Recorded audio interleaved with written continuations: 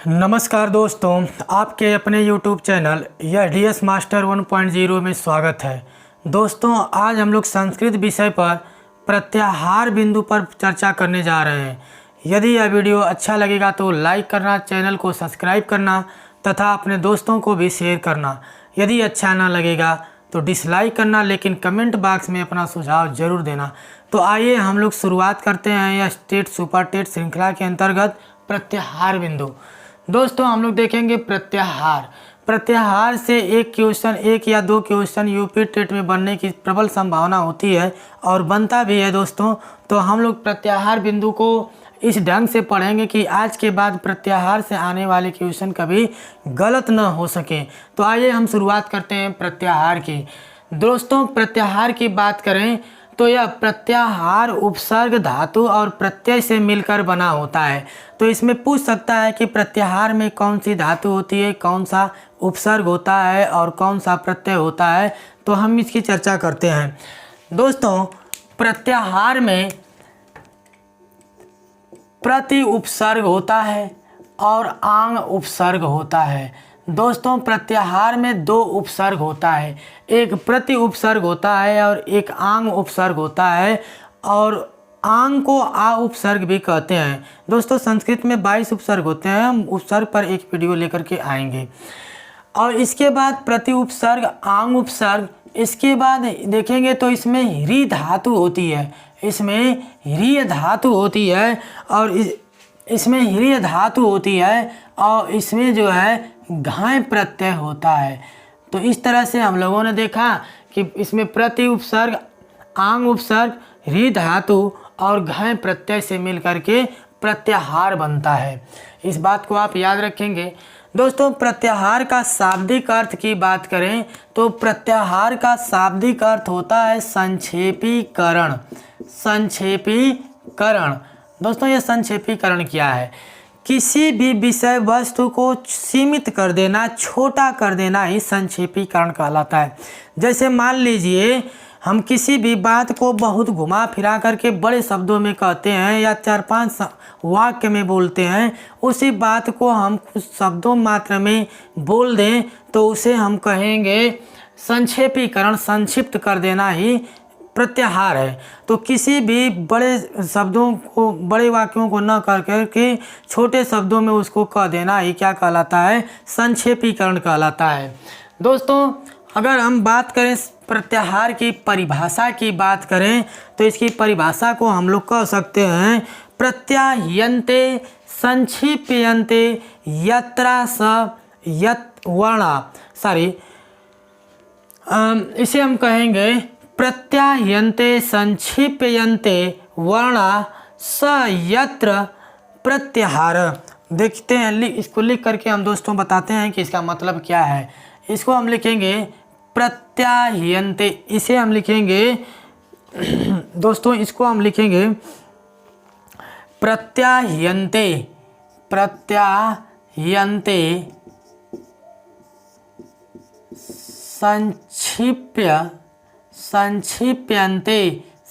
संक्षिप्यन्ते वर्णा यत्र स प्रत्याहार।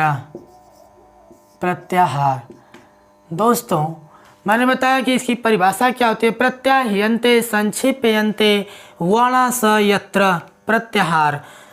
दोस्तों, इस प्रत्याहार दोस्तों, इसका आशय मतलब यह होता है कि किसी भी शब्दों को, किसी भी वाक्य को, किसी भी कथन को, मान लीजिए कोई भी कथन अत्यधिक शब्दों में विस्तृत है, उस कथन को हम कम से कम शब्दों में कह दें। किसी भी बात को, किसी भी बड़ी बात को छोटे से या कम से कम शब्दों में कह देना ही प्रत्याहार कहलाता है।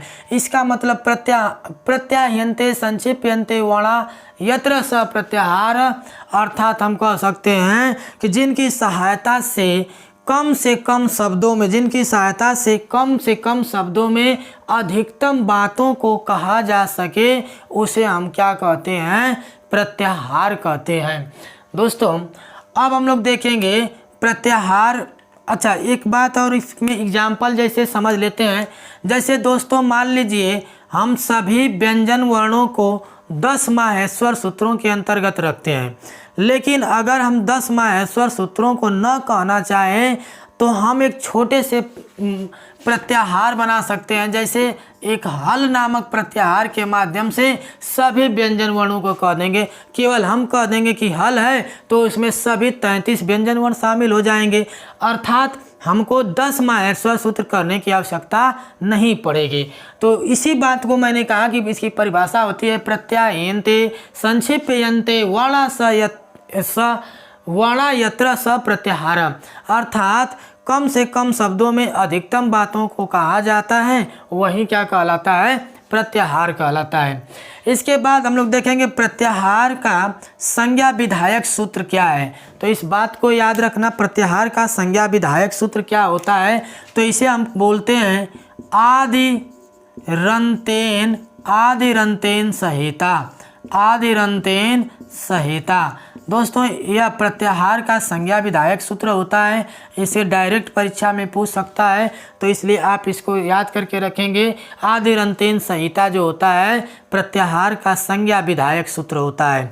दोस्तों अगर हम बात करें प्रत्याहार की संख्या की बात करें तो संस्कृत के एक विद्वान है वरदराज, और वरदराज ने प्रत्याहारों की संख्या जो है टोटल 42 बताई है। तो इस तरह से हम प्रत्याहारों की कुल संख्या कितनी होती है, 42 होती हैं। यानी संस्कृत में हम 42 प्रकार के प्रत्याहारों का अध्ययन करते हैं, प्रत्याहारों को पढ़ते हैं। दोस्तों अब हम लोग देखेंगे कि प्रत्याहार कैसे बनते हैं। इस विषय पर हम लोग देखेंगे कि प्रत्याहार कैसे बनते हैं। तो दोस्तों प्रत्याहार बनाने के लिए प्रत्याहार कैसे बनते हैं, तो जैसे मान लीजिए कि माहेश्वर सूत्र 14 होते हैं। माहेश्वर सूत्र कितने होते हैं, 14 होते हैं। मान लीजिए 1 2 माहेश्वर सूत्र 2 3 माहेश्वर सूत्र मैं लिखता हूँ और उसे आपको समझाने का प्रयास करता हूँ कि कैसे प्रत्याहार बनाया जाता है। दोस्तों मान लीजिए एक मैं माहेश्वर सूत्र यहाँ पर थोड़ा सा इसको मिटा देता हूँ और यहाँ मिटा करके हम 2 3 माहेश्वर सूत्र लिखता हूँ और इसकी सहायता से आपको समझाने का प्रयास करता हूँ कि कैसे जो है प्रत्याहार बनते हैं। तो हम एक पहला माहेश्वर सूत्र लिख रहा हूँ अ इ ऊण। दूसरा माहेश्वर सूत्र होता है अ इ ऊण। दूसरा होता है रील री क। तीसरा माहेश्वर सूत्र होता है ए ओण। और चौथा माहेश्वर सूत्र होता है ऐ औच। दोस्तों ये 4 माहेश्वर सूत्र लिखे हैं और इन 4 माहेश्वर सूत्रों में सभी स्वर वर्णों को शामिल किया जाता है। आइए दोस्तों हम इस पे 1 2 माहेश्वर सूत्र प्रत्याहार बना करके आपको समझाता हूँ कि कैसे प्रत्याहार बनता है। दोस्तों यहाँ पर देखिए यह एक वर्ण है अ और एक अंतिम वर्ण, इस चौथे माहेश्वर सूत्र का अंतिम वर्ण है च। इसका अंतिम वर्ण लेंगे च। दोस्तों सभी माहेश्वर सूत्रों के अंतिम वर्णों को इत्स्यंगक वर्ण कहा जाता है और माहेश्वर सूत्र के इत्स्यंगक वर्ण से पूर्व में आने वाले वर्ण तथा इत्स्यंगक वर्ण की सहायता से ही प्रत्याहार बनाया जाता है। एक बार फिर मैं बता देना चाहता हूं दोस्तों, ध्यान से सुनिएगा। मैंने बताया कि सभी माहेश्वर सूत्रों के अंतिम वर्णों को, जैसे मान लीजिए यहाँ ण है, यहाँ क है, यहाँ ङ है और यहाँ च है, तो इन अंतिम वर्णों को हम इत्स्यंगक वर्ण कहते हैं और इससे आने वाले पहले जो वर्ण होते हैं इनकी सहायता से और इत्स्यंगक वर्णों की सहायता से ही क्या बनाया जाता है, प्रत्याहार बनाया जाता है। जैसे मान लीजिए इस पहला माहेश्वर सूत्र के हम पहले वर्ण को ही ले लेते हैं अ और अंतिम वर्ण को ले लेते हैं यहाँ से एक माहेश्वर सूत्र का, चौथे माहेश्वर सूत्र का अंतिम वर्ण को ले लेते हैं च। तो इसको हम जोड़ेंगे तो यह अ बनेगा और च बनेगा। तो दोस्तों यह एक प्रत्याहार बन गया, अच प्रत्याहार बन गया। अब इस अच प्रत्याहार में देखेंगे तो अ इ उ री ली ए ओ ऐ और ओ को शामिल किया जाएगा, ऐ और ओ को शामिल किया जाएगा। दोस्तों प्रत्याहार में जब हम प्रत्याहार बनाते हैं तो उसमें इत्स्यंगक वर्णों की काउंटिंग नहीं करते हैं। केवल इत्संज्ञक वर्णों की सहायता से प्रत्याहार बनाया जाता है। तो इस तरह से इन 4 माहेश्वर सूत्रों में कुल 9 वर्णों की संख्या होती है, 9 वर्ण होते हैं। तो इस तरह से एक मैंने ये अच नामक प्रत्याहार बनाया। जैसे दोस्तों एक यहीं से मैं और प्रत्याहार बना देता हूँ। जैसे इसी वर्ण को अ को ले लेते हैं और दूसरे माहेश्वर सूत्र के इत्संज्ञक वर्ण क को लेते हैं, तो इस अ और इस क की सहायता से एक प्रत्याहार बनाते हैं, तो वह बनेगा अक प्रत्याहार। और अक प्रत्याहार में हम लोग देखेंगे तो ई अ ई उ री और ली शामिल होगा, लेकिन न को और क को शामिल नहीं करेंगे। मैंने पहले ही बताया कि इनकी सहायता से केवल क्या बनाया जाता है, प्रत्याहार बनाया जाता है। प्रत्याहार के अंतर्गत इनको शामिल नहीं करते हैं। दोस्तों इसी तरह से उ को लेकर के या ई और क को लेकर बना सकते हैं, उ और क को लेकर के बना सकते हैं, या इसी तरह से मान लीजिए उ और च को लेकर बना सकते हैं। तो इस तरह से हम प्रत्याहारों की कल्पना कर सकते हैं, प्रत्याहारों को बनाया जा सकता है। तो इस बात को आप याद रखना कि प्रत्याहारों की संख्या कितनी होती है। प्रत्याहारों की संख्या 42 होती है। और किसने बताया था? बरदराज ने बनाया था। अब देखिएगा दोस्तों, हम लोग देखेंगे, इस टॉपिक को मैंने यहाँ बताने का प्रयास किया। अब हम लोग देखेंगे कुछ विशेष प्रकार के प्रत्याहार। जैसे दोस्तों कुछ विशेष प्रकार के प्रत्याहार मतलब कुछ ऐसे प्रत्याहार होते हैं जिसे आपके परीक्षा में सीधे सीधे पूछ लेता है। जैसे पूछता है कि व्यंजन वर्णों को किस प्रत्याहार के अंतर्गत शामिल किया गया है। जैसे पूछ लेता है कि स्वरों को किस प्रत्याहार के अंतर्गत शामिल किया गया है, या पूछ लेगा कि वर्णों के चौथे वर्ण को किस प्रत्याहार के अंतर्गत शामिल किया गया है, या पूछ लेगा कि मूल स्वरों को किस प्रत्याहार के अंतर्गत शामिल किया गया है। तो हम लोग कुछ, या पूछ ले ऊष्म वर्णों को किस प्रत्याहार के अंतर्गत शामिल किया गया है। तो इस तरह से कुछ प्रत्याहारों को आपको याद रखना है। दोस्तों याद नहीं रखना है, इसको समझ लेना है। माहेश्वर सूत्र आप समझे रहेंगे बढ़िया से, तो आप खुद अपने आप क्वेश्चन का आंसर ढूंढ लेंगे, बना लेंगे। आइए तो हम कुछ विशेष प्रकार के प्रत्याहारों को समझाने का प्रयास करता हूँ। दोस्तों देखिए अच है, अभी मैंने लिखा था कुछ माहेश्वर सूत्र को लिखा था। जैसे अ ई ऊण लिखा था, रील री क, अगला लिखा था ए ओण, और लिखा था ऐ औ च। फिर लिख सकते हैं इसको हयवरट, हयवरट। इसके बाद होता है लण। इसके बाद मान लीजिए एक प्रत्याहार होता है घरधस, यमणनम, यम ड़ यम यमणनम। इसके बाद होता है घ ढ धस, होता है घ धस। इसके मान लीजिए तो कोई भी हम मान लीजिए यहाँ से प्रत्याहार बना रहे हैं, तो मान लीजिए यह अच प्रत्याहार है, तो अ और च को लेकर के हम क्या बनाएंगे? अच प्रत्याहार बनाएंगे, जिसमें सभी स्वरों को शामिल किया गया है। तो पूछेगा कि अच में किसको शामिल किया गया है, तो स्वरों को शामिल किया जाता है। अच प्रत्याहार के अंतर्गत स्वरों को शामिल किया जाता है, स्वरों को शामिल किया गया है। इसके बाद हम लोग देखेंगे हल। तो व्यंजन वर्णों को क्या कहते हैं? हल कहते हैं। जो हयवरट के ह से और अंतिम वर्ण हल को लेकर के, उस हल के ल को लेकर के एक प्रत्याहार बनता है, जिसे हम हल कहते हैं। और इसके अंतर्गत दोस्तों व्यंजन वर्णों को शामिल किया जाता है। और व्यंजन वर्णों में कुल जो है टोटल 33 वर्ण को शामिल किया जाता है। इसके बाद हम लोग देखेंगे झस प्रत्याहार। तो दोस्तों झस प्रत्याहार के अंतर्गत वर्गों के चौथे वर्ण को शामिल किया गया है, जिसके अंतर्गत झ भ घ जिसके अंतर्गत झ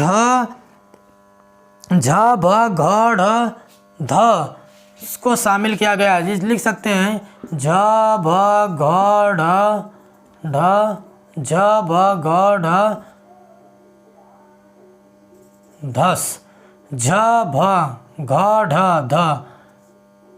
1 2 3 4 5। तो इन वर्णों को शामिल किया गया है दोस्तों। झ भ घ ढ धस, ये इन वर्णों को शामिल किया गया है। जैसे हम लोग जस के अंतर्गत देखेंगे तो जस के अंतर्गत वर्णों के तीसरे वर्णों को शामिल किया गया है। जैसे जबरदस्त, ज ब ग ड और द, तो इसके अंतर्गत देखेंगे ज ब ग ड़ और द, इन वर्णों को शामिल किया गया है। तो इस तरह से हम लोग हम लोगों ने देखा कुछ विशेष प्रत्याहारों के अंतर्गत शामिल वर्णों को। जैसे अभी हम लोग देखेंगे सल प्रत्याहार, तो सल प्रत्याहार के अंतर्गत हम लोग देखेंगे तो ऊष्म वर्णों को शामिल किया जाता है और इसके अंतर्गत स और इसके बाद मूर्धन्य स, दंत स और ह को शामिल किया गया है। इसी तरह से हम लोग देख लेंगे यहाँ पर जैसे यण प्रत्याहार बनता है, तो यण प्रत्याहार के अंतर्गत देखेंगे तो आएगा य व र और ल, इन वर्णों को शामिल किया जाता है। तो दोस्तों इस तरह से हम कुछ विशेष प्रत्याहारों को याद करने का भी प्रयास किए, याद करके रखेंगे ताकि परीक्षा में आने वाले क्वेश्चन यहाँ से गलत ना हो। एक बार थोड़ा सा और मैं बता देना चाहता हूँ, ध्यान से मेरे साथ समझने का प्रयास किए। मैंने बताया प्रत्याहार क्या होता है, तो प्रत्याहार मैंने बताया कि प्रत्याहार जो होता है प्रति उपसर्ग आंग उपसर्ग ही धातु और घय प्रत्यय से मिलकर बना होता है। प्रत्याहार का शाब्दिक अर्थ क्या होता है, संक्षेपीकरण होता है। इसके बाद प्रत्याहार की परिभाषा मैंने बताया कि प्रत्यायन्ते संक्षिप्यन्ते वर्णा स यत्र प्रत्याहारा, अर्थात कम से कम शब्दों में अधिकतम बातों को कह देना ही क्या कहलाता है, प्रत्याहार कहलाता है दोस्तों। और प्रत्याहार का संज्ञा विधायक सूत्र मैंने बताया था, आदि रतेन सहेता। इसके बाद प्रत्याहारों की संख्या मैंने बताया, बरदराज के अनुसार प्रत्याहारों की संख्या 42 होती है। इसके बाद दोस्तों मैंने बताया कि प्रत्याहार कैसे बनता है, समझाने का प्रयास किया और कुछ विशेष प्रकार के प्रत्याहारों को मैंने बताया जो आप जिसे परीक्षा में सही करने के लिए आप याद रखेंगे। तो दोस्तों हम लोग अगले टॉपिक पर जल्द एक नए वीडियो के साथ मिलेंगे। यदि यह वीडियो अच्छा लगेगा तो लाइक करना, चैनल को सब्सक्राइब करना और अपने दोस्तों को भी शेयर करना। तब तक के लिए नमस्कार, मिलते हैं हम एक दूसरे वीडियो में। जय हिंद।